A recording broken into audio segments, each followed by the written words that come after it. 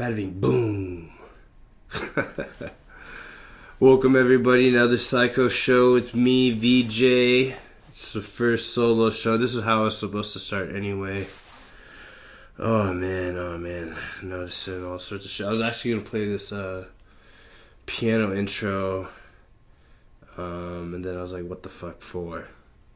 It's just gonna be like some fucking Scott Joplin entertainer shit.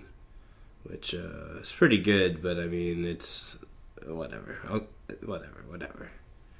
It's sort of weird, but we'll see how long it can go. Gonna put up the 4 show. It's sort of weird in a backlog now. That one's a crunk show. I was thinking about cutting it apart. I might not. It's like almost 4 hours long. Pretty dope. Huh. Man, my nose is straight clogged.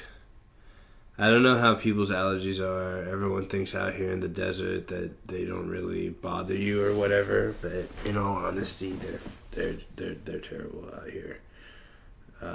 Like ever since the doctors were telling Al Capone to move his family out here because the skies were clear and allergies were low, everyone moved out here and they brought pollen and seeds with them, and now it's just a valley filled with all sorts of weird plants with the craziest allergies.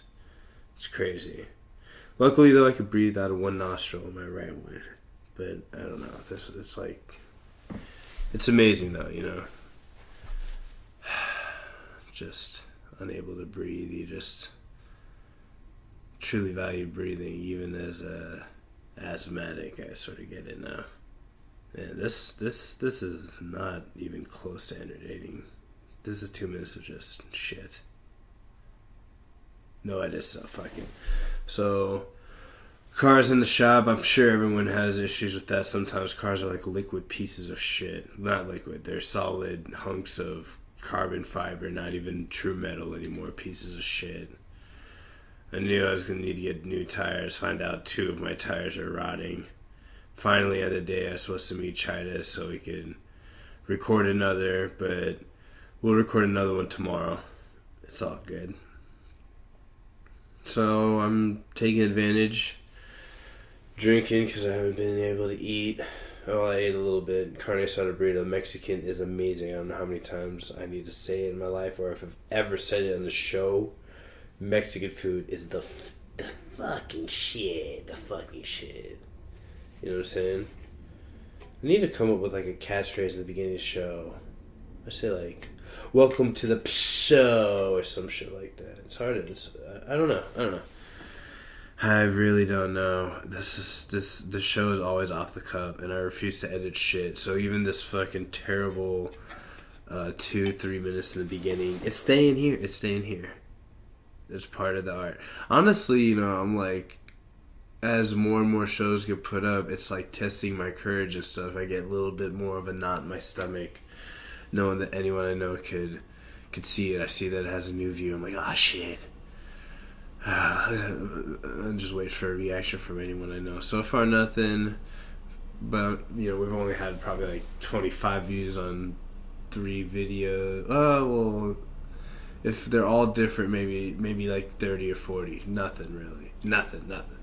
Even though, thank everyone so much who's even tried to tune in and hear what the nonsense we're saying, because I swear we do have some good stories, and I have a pretty interesting one I never hear anyone talk about, that I always preach on about, that I'll get to. But you know, I'm trying to fill the normal time of like an hour and a half. I know sometimes we go more, sometimes we go a little bit less, but I'm trying to get that hour and a half allotment by myself, because it's very likely I'm gonna have to do this. But unfortunately, catching me at a very low energy or low emotion moment.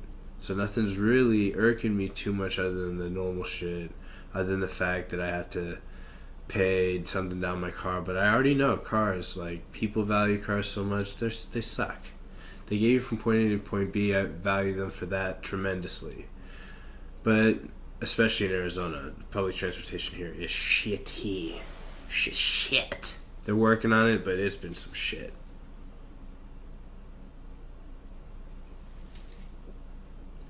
But, I know that I'm going to have to pay money into it. I'm going to pay gas, insurance, and all sorts of shit on it all the time. So I'm just used to it, Save extra money to put into new tires or whatever, which what I got to get. And it'll be fine. Going to Vegas next week for March Madness. By the time the show airs, it might be right before I leave. And we're going to record more shows since then. Until then, I don't know. I've fucking been dabbing and smoking and everything today. Just been chilling and working and sort of planning for this. Just scared of the mic that I'm staring at now. Scared at the can that I'm staring at now. Scared that I look like shit. Scared of nothing. Scared of what we're all scared of grasping what we need to take the next step, the next breath. We're lucky that our body unconsciously makes us breathe too, because otherwise maybe sometimes we just wouldn't die on the spotlight. Okay, that was weird, but it's true. So yeah, car issues, another couple $100 out the pocket, and whatever. I'll have it back soon. It's perfect time to record, even if there was something to do, can't really do it now, or whatever. So a little sippy juice. If I feel up to it, maybe I'll record another show after this. I don't know. It's probably going to get better though. But I do have, like I said, a consistent idea, a topic I want to touch. I don't know. What do people even think about solo shows? Like, is it too boring? Like, am I too low energy? For the first time, because like I don't even listen to podcasts. So like I just should. I listen to a couple, like a couple business ones. I listen to Tim Ferriss's. I listen to the Ask Gary Vee show. That's about it. And I don't even listen to them anymore because I don't have enough time.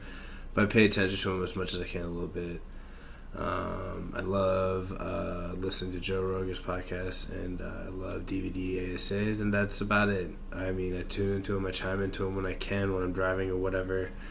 But other than that, I haven't listened to very many, and then all of a sudden yesterday when I'm on SoundCloud, I'm checking shit out, and I hear people with all these awesome, super high energy, like fucking, musically perfect and mastered intros, and I'm like, shit, is this what you need to even seem like anything? I mean, this show's gonna get better and better. It is getting better and better.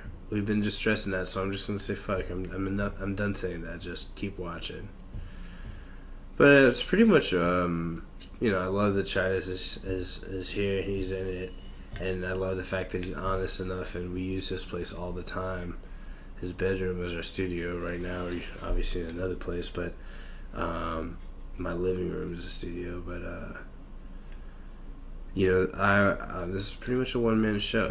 I'm just like learning how to edit stuff. I'm not even editing it. I'm learning how to match audio, video, just stupid shit that is just so simple for producers or anyone, and I'm just new to this shit, so bear with me now. I promise it'll get better. And I don't know, is this low energy? I don't feel like I have low energy, but I do have a weird delivery. It's just crazy. I'm just whatever, weird. But enough of that, enough of me. Let's get into my thoughts. Okay. So movies. Everyone loves movies. If we're gonna name like 5 or 10 top movies, it's hard for people to choose. That's how much we love our movies. And movies also have they define us, right? They define our morals and stuff and our aspirations and maybe our fears as we're growing up. They're really beautiful in a way. Actually, they're beautiful in a lot of ways. I mean, shitty movies, even in themselves, sometimes they're whatever. I mean, they convey a story, but they convey it quickly. So, even though books are better and probably exercise the mind more. It's pretty interesting how people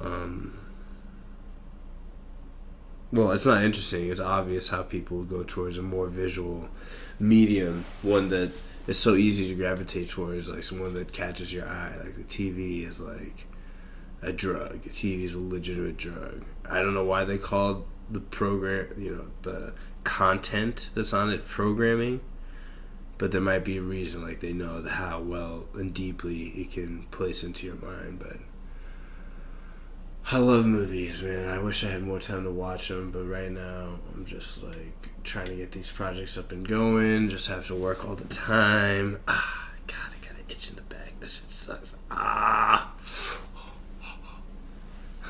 Those are real noises, not even made to be crazier. But movies like.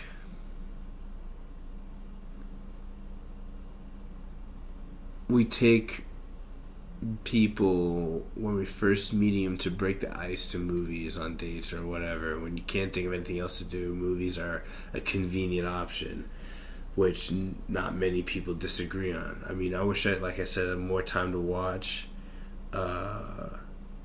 movies and shit now, but I always have a list, like stuff that I'm going to get, and I wait for times when, like, my car is broken or I'm sick and I can't really do too much, or maybe I'm just stuck somewhere that I'll watch something. Or eating is a perfect way to catch up on movies and TV shows, at least for me, because like a weirdo I eat alone a lot, but that's because I'm focused. People who eat alone, people feel sad for them, but they shouldn't, because people who eat alone, there's a power to it once you get used to it, once you realize why you're doing it. You're eating alone because you got shit to do, and people can't keep up with your speed, and waiting the 15, 30, 40 minutes of when someone else might get hungry and stuff is not really worth it, and that's understandable. It should be understandable, even though people will look at you weird. I mean, now sometimes I'll go in a place, sit down, and eat by myself in a crowded place, and honestly, because of the current tensions in the world and my skin tone and maybe my natural resting semi-bitch face, because I think I have just serious face, not bitch face, but I guess there's a difference. But people might think that I'm a person of questionable intent, when really I'm just an American who's chilling, not some fucking terrorist or some crazy asshole, you know what I'm saying? But eating by yourself is never a good look. But in reality, it might just be what you have to do, the most pragmatic thing you have to do. And for me, it's the easiest way to catch up on shows. Grab some food or cook something up, eat in front of the screen of choice, catch up on 20, 30 minutes, and maybe pause it, maybe finish the rest, but at least some of that time was covered. You never get time back. You can always get money back, but time, you can never get back. So that's why, I guess I'm obsessed about making the show as good as possible for you guys, because I know I appreciate it so much. You guys taking the time to check me out. Appreciate everyone who took even a second to look at the stuff. I'm going to make it crazier. But I do have a lot of crazy stories, and we'll get into them. So like I said, I've been around the street a lot. I've seen a lot of stuff, a lot of crazy shit. So, whatever, we'll get into it. I also have the crazy thoughts, weird thoughts. I talk to people about them, and it's just off the wall. So, hopefully it connects with someone. 1% of people listen to this, 0.5%, whatever. Well, let's see, who cares?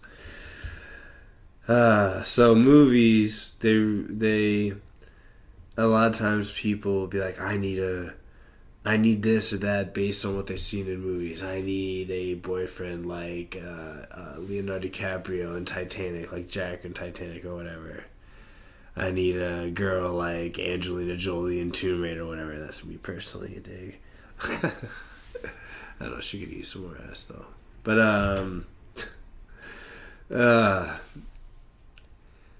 so one interesting movie that everyone loves, but was sort of remarkable in its time as one of the first, or maybe the first, and on Wikipedia it says it officially, like, stoner action comedy, which is Pineapple Express. Pineapple Express is a very interesting movie for me because I've seen the struggle of, weed dealers and stuff.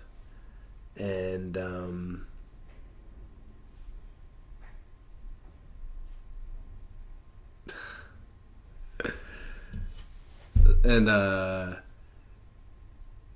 I've also, in Arizona, like, we only got medical, like, in 2010 or something. So before that, like, I had 4 years of smoking before that, and it was just, like, a crazy game. You just hear people just getting arrested for, like, nothing.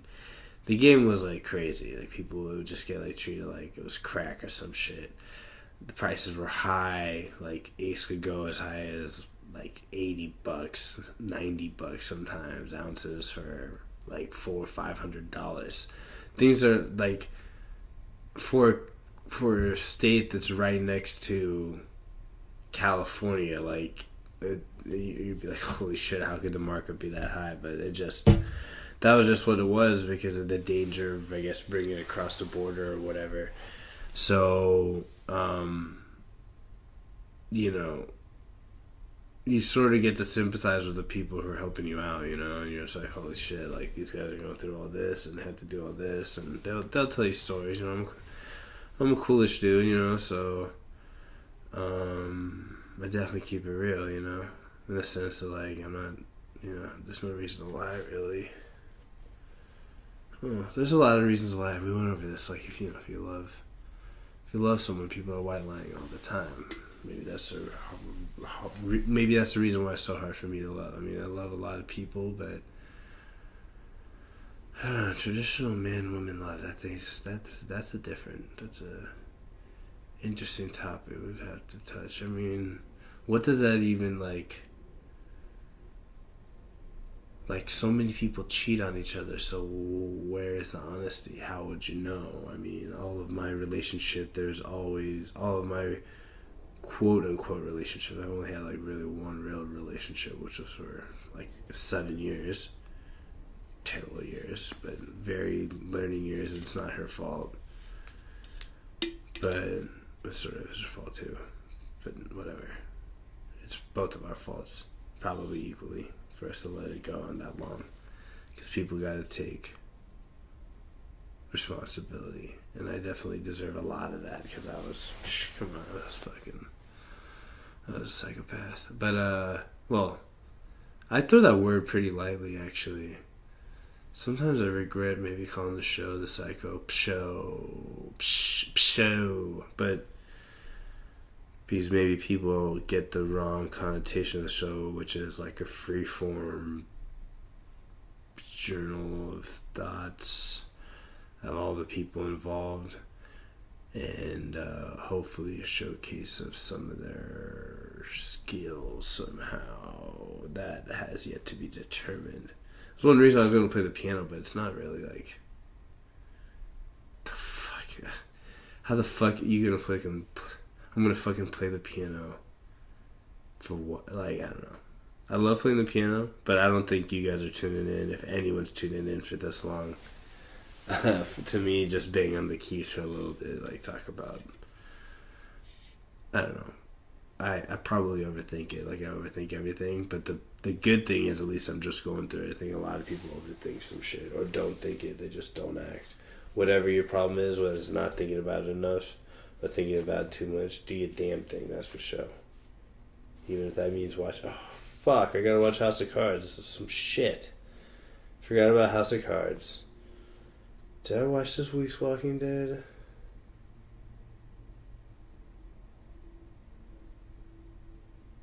Yes. Whatever. These shows are pretty good, but they don't matter right now. So, Pineapple Express. Great movie. very unique, about written by, I think it's written by Judd Apatow, Evan Goldberg, and Seth Rogen. These guys are geniuses. They were like super bad and all that. I think everyone knows about Pineapple Express. By the way, there's gonna be some spoilers, so if you haven't watched it, it was fucking made in 2008. So go fucking watch it, you fucking clown. Like the fuck, like you listening to this show, but you haven't watched that yet. I'm not saying don't listen to the show because I love you for listening to it. So take back all of my insults and point them at myself. Really, there. My bad. I'm a fucking moron. But you should watch it. You feel me? Watch it after this, if you don't mind spoilers before. Or watch it before this, and then come back and listen to what I have to say about this fucking shit. Because the truth about Pineapple Express, and if when I watch movies, okay, the truth about Pineapple Express is that it's 2 movies. When I watch movies, I think I have like a form of ADD or something. I think like all day and just like constantly about everything. When I watch movies, I am watching the movie, but I'm also thinking about what the writers were thinking about, why they made the scene, the director, why he shot it that way, why the actors, what they were thinking while they were delivering their lines or making this performance. So I'm just like thinking about all this shit. And when you watch Pineapple Express and you understand the drug, the failed drug war side, the criminal side and the buyer side, and a little bit of the what the fuck am I trying to say? I was gonna say the police side, or I don't know, the other, the enforcement side, the law enforcement side. There we go. So when you get all of them and you sort of wrap your head around them, Pineapple Express does a good job of pointing them out. It's really 2 movies, but when I talked about it to people, it was interesting to me that only the people who had dealt drugs understood or saw the second movie. Or maybe, the couple like people who are really self-aware and are watching for stuff. Everyone else, all the people who just bought to smoke and didn't, have any thoughts or connections to the illicit dealing side of it, they only saw the movie as one thing. But when I pointed this out to my homies who, are in the game or whatever, were in the game, they were sort of shocked. They're like, oh yeah, you're right, that shit's crazy. I was sort of thinking that, but you're telling me these other people don't think it? I'm like, nah, you gotta understand, they're on this other side, on the other side of the fence of what that is. Excuse me while I drink my PBR. Fucking PBR shit beer.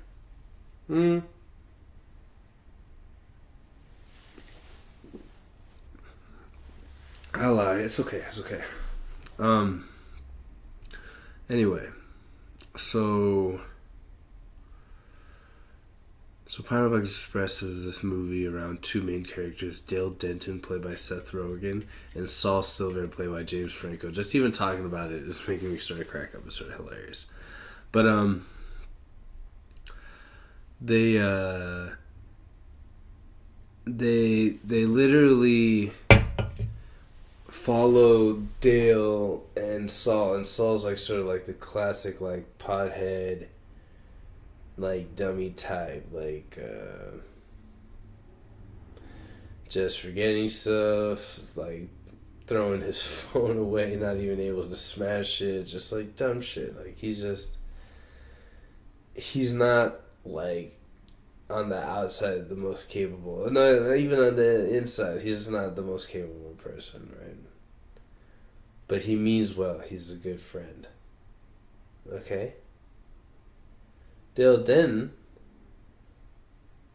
when the crisis of the movie goes down and these two main characters sort of split off and break apart for a little bit before later rejoining forces and coming together and realizing the truth about each other, that they are friends and that they can be friends and cooperate on a high level, that all that gets dropped.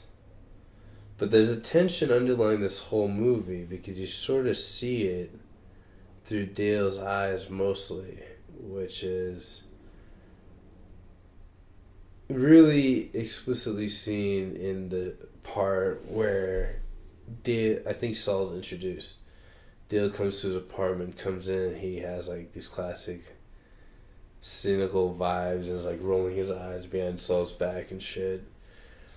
But he comes in and he's very distrustful of his drug dealer. I mean, this guy's a criminal. He's fucking breaking the law.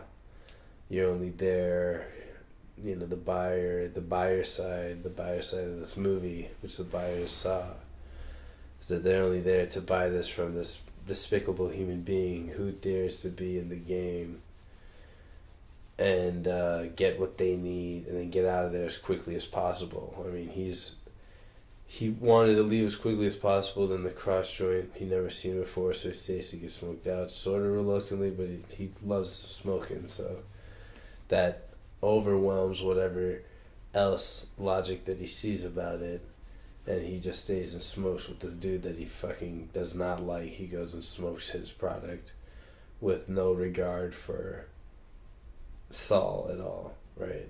He's just like, alright, I'm just gonna smoke this dude's shit and get the fuck out of here. Then those other customers come in when he's like, I'm just gonna smoke this shit and get the fuck out of here. These other customers come in, I think either after or before they smoke, and Saul tells him to chill. And he comes through, and Saul at this point is obviously doesn't like these dudes, but in particular they ask him like about buying pills, and he gives them what is called the snickle fridge, which to anyone who like deals weed, like that's got to be the most annoying term. I've heard people say before, like, oh, this guy gave me the snickle fridge or whatever, like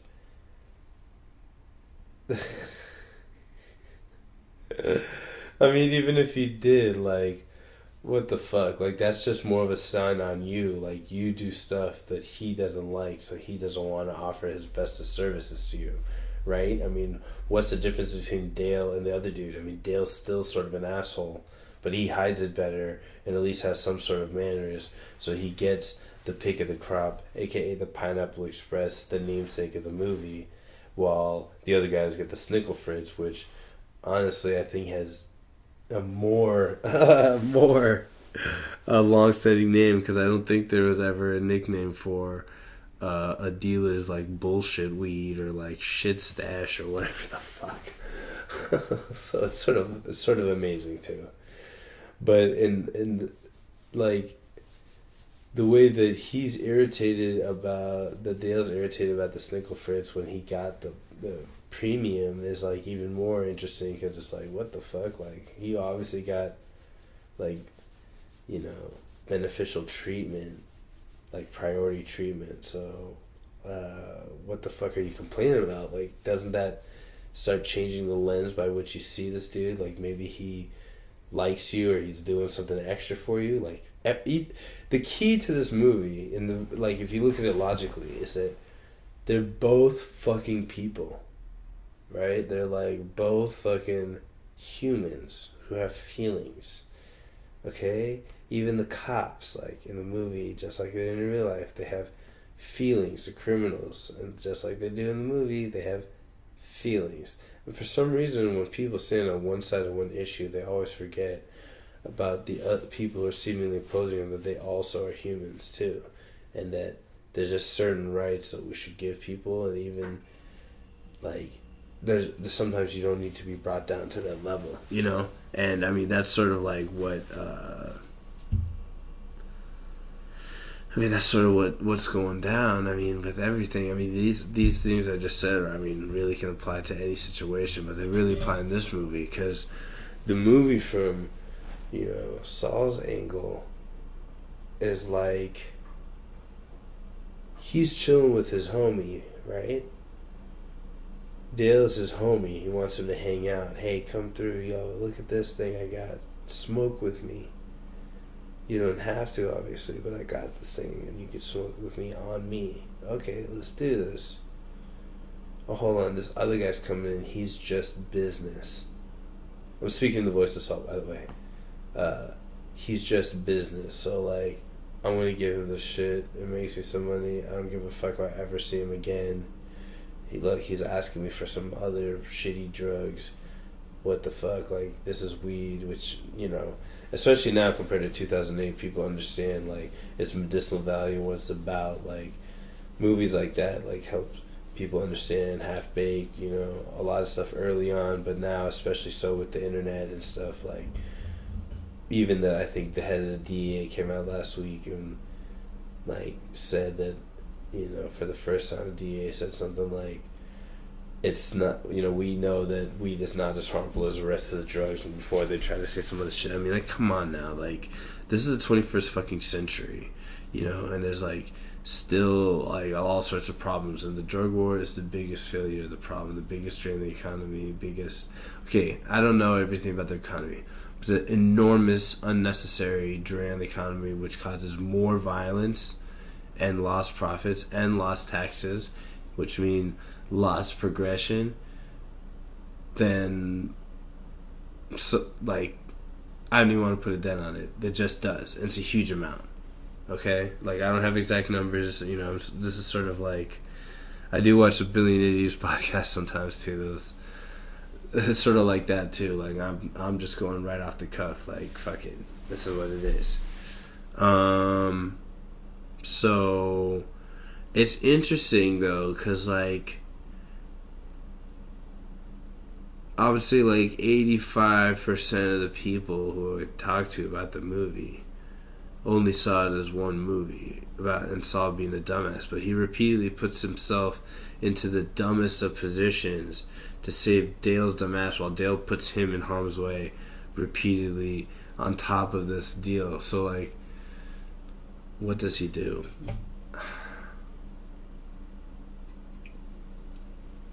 Saul jumps in front of a police car, pretends to get hit, and steals it to save Dale, not knowing that he's about to get let off. Sounds dumb, but it's dumb if you think that Saul could hear through the car and it was like X-Men or some shit. Okay? He did what he did to get his homie out and did the craziest thing. He's not a criminal like that, too. He even says he's not a violent dude, not like that. He sells his shit just to get them both money that they share. What else?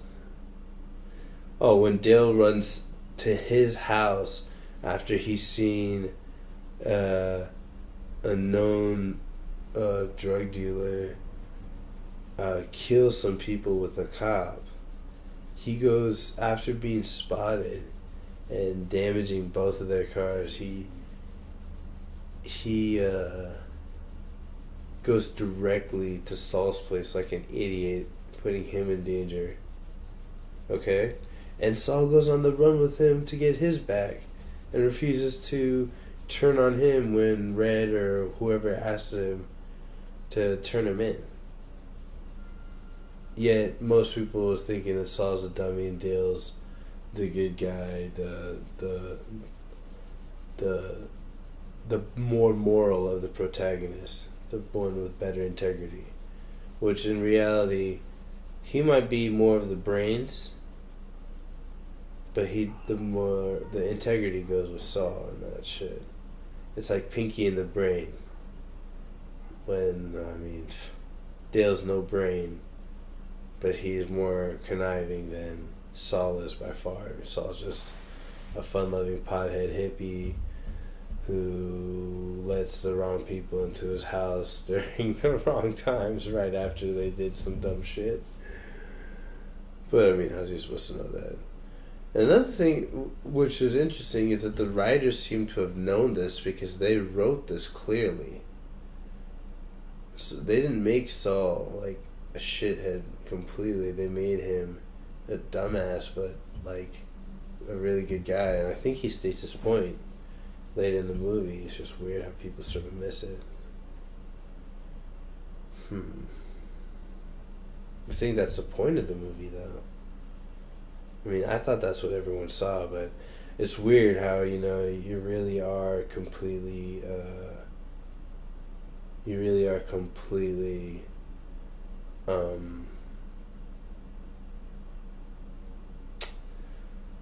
completely prey to like your own biases when you look at whatever's around you. I mean, I see some boxes and some shit and some rugs and some fucking shoes and shit in the corner, right?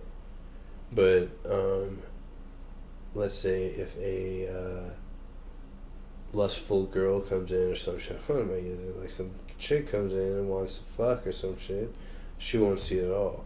Or, and this never happens, I'll never do this, but if a fucking hooker comes in, she's just gonna see money, right? And it doesn't have to be a real hooker, you could just be a bitch who's a fucking gold digger or whatever. Which, can't say I never fucked with those, you dig. They're probably all sort of gold diggers, you dig. I lost all my female audience, you dig. God damn, Diggy. Diggy Darley, Diggy Marley. Alright, okay, so, I mean, hold on, I gotta take this sweater off. I mean, I love it, but, oh shit, it's hot as fuck. I wore it specifically for the show, man. Man, I look like shit, dog. And the show, I mean, the show sort of feels like it's sort of shitty. Whatever. A little low energy. Maybe I'll put it out just randomly and late. No, I'm gonna put it out. It's going out.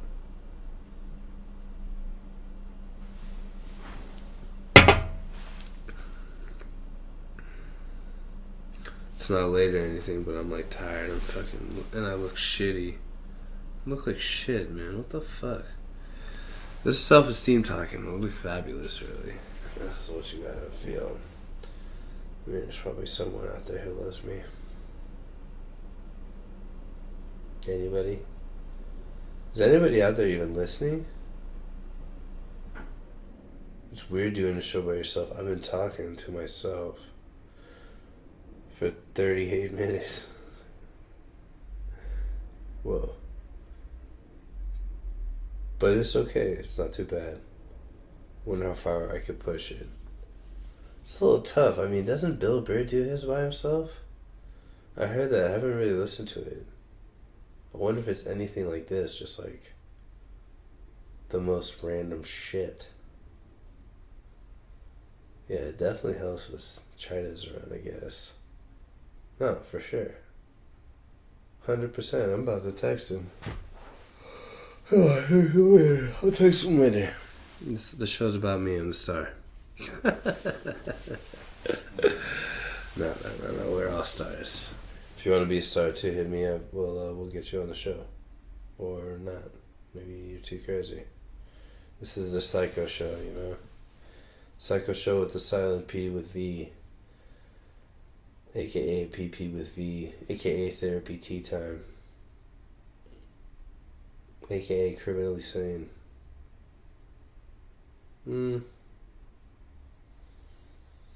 Names are sort of shitty. I mean,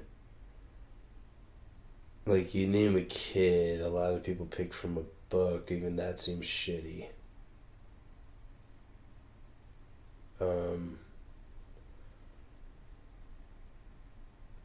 Yeah, I won't put them on blast like that. But my dad, when he named us, so my name is VJ.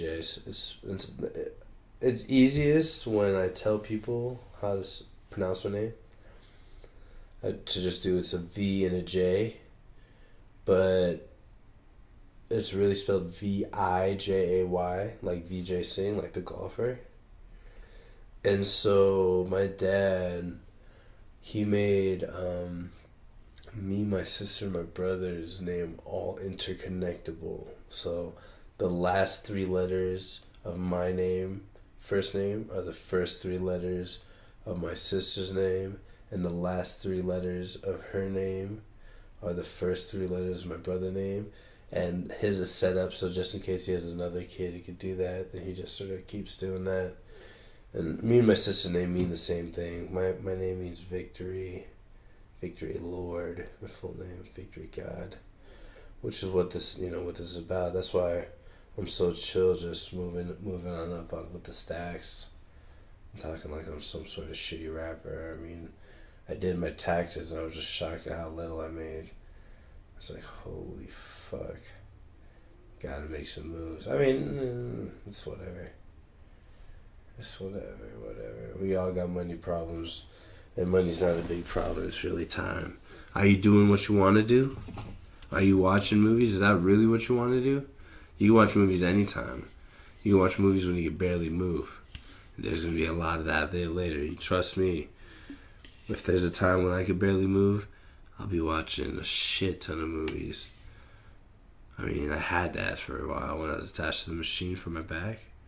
I mean, I watched like fucking 5 seasons of Mad Men, on every Anthony Bourdain show, every single episode. I mean, chicken rice from Singapore is my shit, dog. Been to Singapore, I want to go back, man. Fuck. I wonder if they let me in with my fucking record, dog. Fucking been arrested a lot. I know Canada won't. Fucking DUI and shit. Say like I only have 1, I got 2. That shit sucks, man. Don't drink and drive. Just drink and then drive later sometime when you're not have drink in your system, aka don't drink and drive. You dig? I feel like the show's picking up a little energy, and right when I say that, I'm gonna lose it. Been watching a lot of basketball highlights, man. I love playing basketball. I'm a street baller. Get out there. Being killing these kids at ASU, man, it's no problem. I wonder why it is. I'm like 29, these kids are young, but it just means they suck. Because I play a lot of basketball players that can definitely play. So these kids are weak. And really when you get to the college kids are really not that good at ball in general. It's inner city kids that are better. Or just people who are playing consistently against good competition. They could be anywhere. In Phoenix, there's a lot of good ballers in North Phoenix and Scottsdale, surprisingly. Damn, the walls are fucking paper thin here. First of all, I think I'm giving a free show for everyone around here. And anytime anyone's just fucking opening the door, just humping the lock with their key, it sounds like the entire foundation of the building is about to fall down. And you're gonna just watch me just fucking die out here. Real talk. That's just what it is. Anyway, okay, so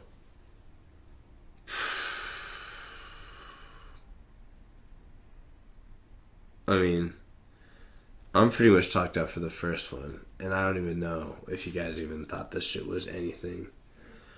But that was my thought about Pineapple Express. I mean, Dale just brings problems. I mean, he smokes right before he's about to deliver the shit, and then throws a roach out, and then crashes into cars, and then comes to his homie spots right after that. Like, great job, homie, you fucking asshole. Like, good job getting your other homie nearly killed, like, for the entire movie. The fuck are you doing, dick? And you're a good friend? Like, is this what people, like, I noticed a long time ago that my idea of what a friend is so much different than other people's. Like, what the fuck is a friend? Like, I thought a friend is someone who was to be there and in some sense, like, unconditionally love you, but can unconditionally criticize you. Like, well, they can conditionally love you because if you fuck them over or some shit, then yeah, then it can switch. But that's the same with family. Like, friends are supposed to be family, so they should get the same respect as fucking family, right? At least starting out. I give everyone my heart completely when we first meet, but you fucking show me the wrong side or some shit, you out. I don't give a fuck. There's too many people I met, too many people to meet. I mean, I fucked up a lot, but fucking up or being an asshole is different things to me. Like, you could fuck up and be the fucking most awesome person. You'll get extra chances from me for sure. Lots of them. Or you could be a piece of shit and not even do anything wrong. And I'm just like, I'm fucking done with you. I just don't like the way you move. I don't like the way you do anything. That's my prerogative. I could do that. I could say that. And fuck you. Yeah. What a badass. Drinking his PBR 32 ounces. I don't even feel this. But when we were doing that crunk show, I was feeling the drinks. No, I think I do feel this, but I've just been sitting down and I've been noticing I'm sweating. And it is, let's see what the temperature is. 65 degrees. And that's cooler than normal at this time because it's a little bit hotter than normal. And it's March 8th. It's just out of February. 65 degrees at night, at 9 o'clock. Might as well be Miami if it wasn't for the fucking pollen. Fuck.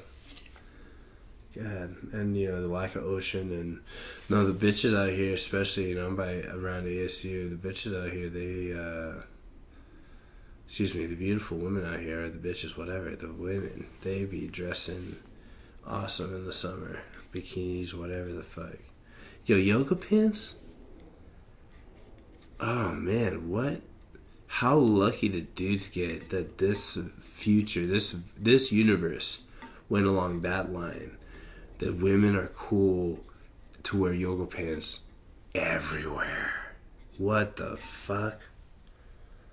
I mean, I think most dudes would be cool to just, for there to be a little flap right there over the pussy and just fuck through that little flap and leave the pants on. Like, reverse Dave Chappelle skit style, Or was that... that actually might have been a stand-up. Anyway, the show's starting to take a little turn for the worse, so I'm going to cut it here. Thank you so much for listening. The solo show, it's alright. I mean, I'm digging it, but I probably need a better topic to go on for longer. So I sure should figure that out. I mean, 50 minutes by yourself, I mean, that's alright. Oh, I'm giving myself extra credit, 48 minutes. It's like saying you had a 50-point game in the NBA, but only dropped 48. And the reason I'm bringing that up is because of those NBA videos I was watching. I just saw T-Mac interview James Harden after he scored 50 because T-Mac's high was 48, apparently as a Rocket. But, I mean, T-Mac did score like 52 in like 3 quarters, just like Kobe did, I think, once. Oh, no, Kobe scored 62 in 3 quarters versus the Mavs. Outscored him by 1 point, 62-61. I love Kobe. Michael Jordan's my dog, but Kobe...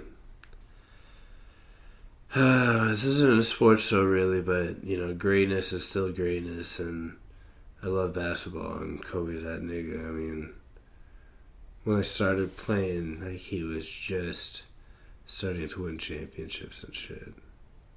Because I started playing a little late when I was like 14, 15. Oh man, and now he's retiring after playing just a long ass time. It's sort of like, I don't know. It can almost make me choke up a little bit when the players who were killing it when you're young, who are your idols, especially if you're a ball player and they are retiring,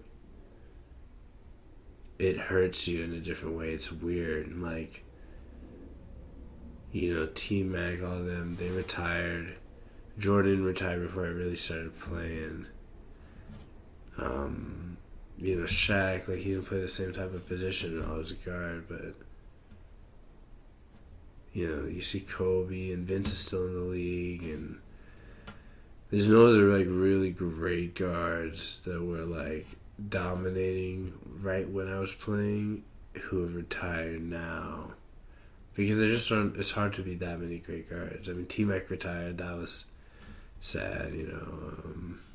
A couple others I can't even think of. But Kobe, I mean, we were just wondering back then how good he was going to get, or if he was going to get that good, and he just kept building his game up for a while until he became a beast. Just unstoppable for a few years, just like Iverson was. But maybe for even a little bit longer. Dropped 81, which was insane. I didn't actually almost believe it when I heard it. I remember I was sitting next to a dude and he was like, "Yo, Kobe dropped 81 today." I just looked at him like... And the punchline is... And he's like, "Yeah, he dropped 81. I was like, "What?" And he's like, "He dropped whatever in the half, or like 27 and a quarter or some shit." I was like, "What the fuck?"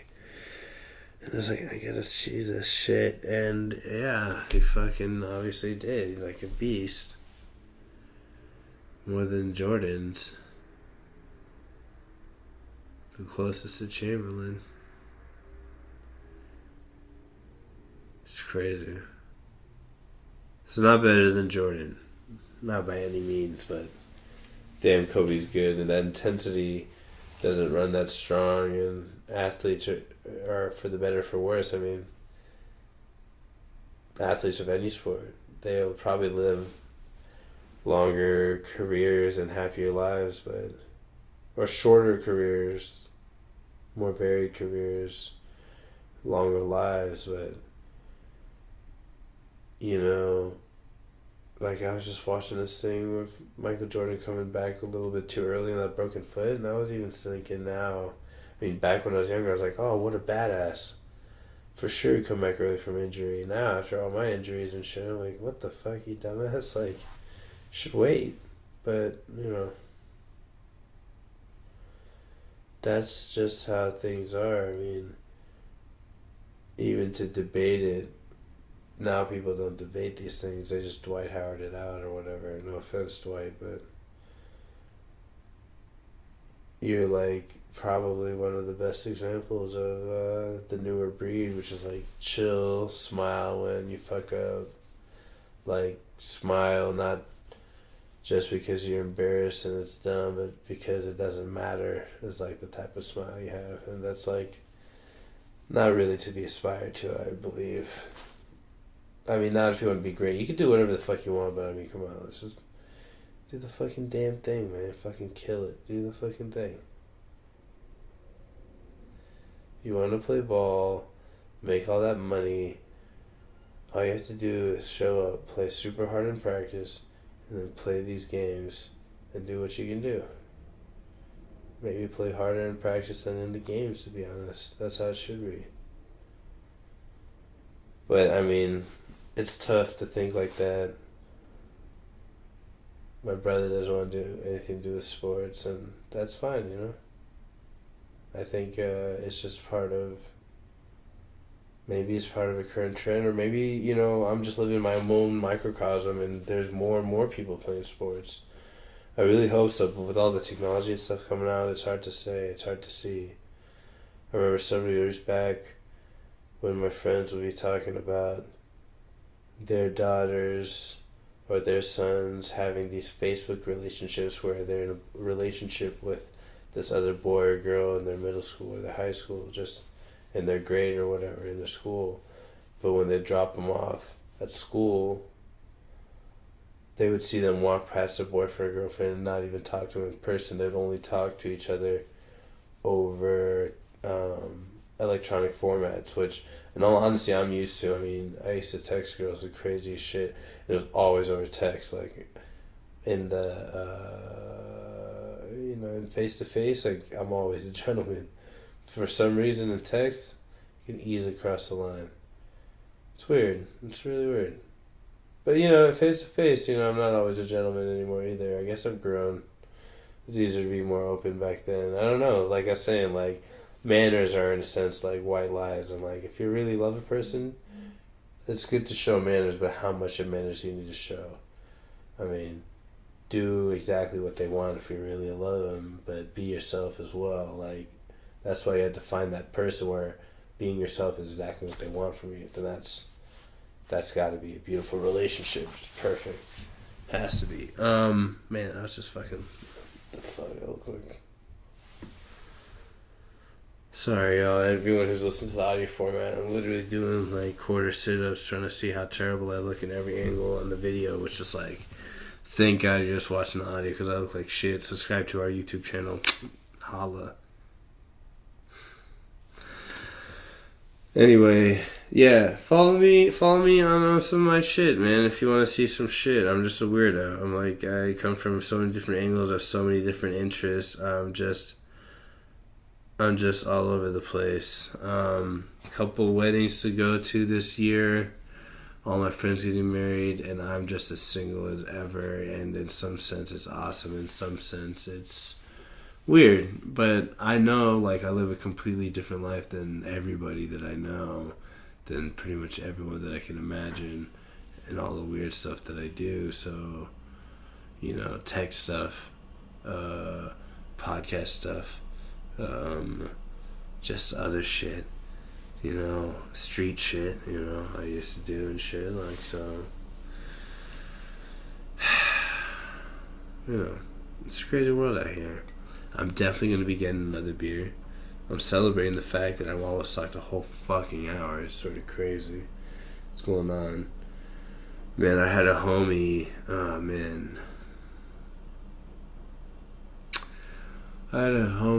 have a homie, and I was just really disappointed in him. Like, some things had changed in our relationship, and he's like one of my closest homies, and I was just starting to doubt him. Because there's a lot of reasons to doubt him. We've sort of been on shaky ground. I mean, like I said, the way that I think of being a friend, like, I'm going to be there for you at all times.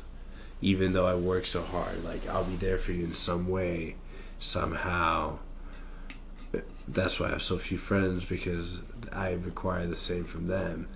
And so most people can't feel that angle, so we're on another level of friendship, which is still really close. And I'm not going to ask anything from you, but, like, if it's on a minor thing and I ask you, like, I at least need to feel like you tried. Attempted, you know, effort is worth more than even result. And when it comes to friendship sometimes. True effort, though. It can be seen by lack of result. Seriously, like, you failed that many times, I mean, we're gonna know you didn't even do it. Sort of. But seriously, to an extent, you'll know. But I was just... And, you know, things sort of changed. I was just sort of, you know, doubting him and doubting what was going on. And come to find out,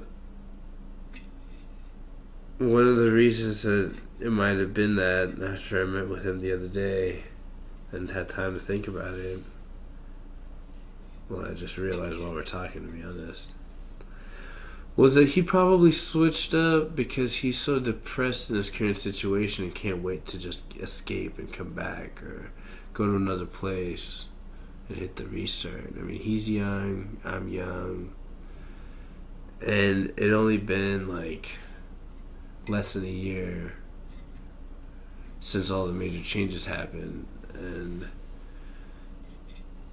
I always remind myself, and it was the one reason why I hadn't done anything drastic and was just keeping myself calm and thinking about what was in my head, because you never know what's going on with the other person in the relationship in their head, and the lines of communication have to be clear, and that was sort of his fault, like he was not keeping them clear, but it was probably because he was just depressed about what was going on in his life, so he just didn't even feel like talking to anyone, or maybe whatever the case is. But it's new, you know, and you have to deal with these things, and people are far, and who knows what the fuck that means. But what I'm trying to say is, in relationships, communication is key, and like through this podcast, and I've hinted it before, I listened to the longest time one of the episodes, like episode 2, I don't listen to any of the episodes after they go up. I just make them and they go, and they either suck or whatever. So if they suck, just skip them, go to the next one, or just listen through. They all have gems, probably. Of psychosis and sanity, all mixed in between little. I had this as a comedy section, but now it's storytelling. It's sort of funny, but when I'm by myself, I don't think I'm really that funny. Even when I'm with other people, I'm not really that funny. I'm just a clown, sort of a weirdo, a psycho clown killer. I don't kill clowns. I kill with a clown suit on. Psycho. Shit, what the fuck was I saying before that? Fuck. Such a good job of not losing my train of thought today, and I fucked it up.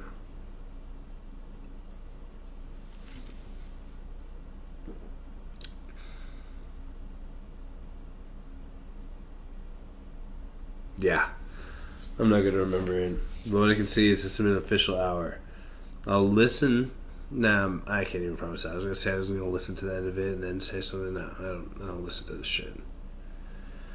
But, oh yeah, I was listening to the second show for a little bit, and it was a good show. And, oh yeah, building a relationship with you guys. So I'm happy you're listening. I'm trying to keep the lines of communication open. If you want to send me some shit, Instagram me at ITSMRVJ at It's Mr. VJ. ITSMRVJ. Instagram me, Twitter me, Snapchat me there. Or at Psycho Show, Instagram, Twitter. Psycho Show with the silent P. PSYCHOPSHOW.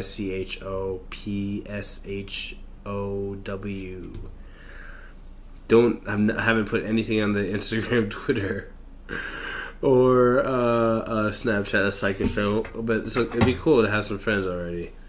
Probably by the time anyone listens to it, we might have friends. Probably by the time anyone listens to it, no one's gonna listen to this. So fuck it. It is what it is. Fuck it. Fuck it. Anyway, thank you guys so much for tuning in. I really appreciate it. Yeah. The show's okay. This one, a little weak. I'll make it better. Thank you. Appreciate it so much, guys. Love you. Psycho Show will be back. Pshow. Shit. How do I stop all this shit? Okay.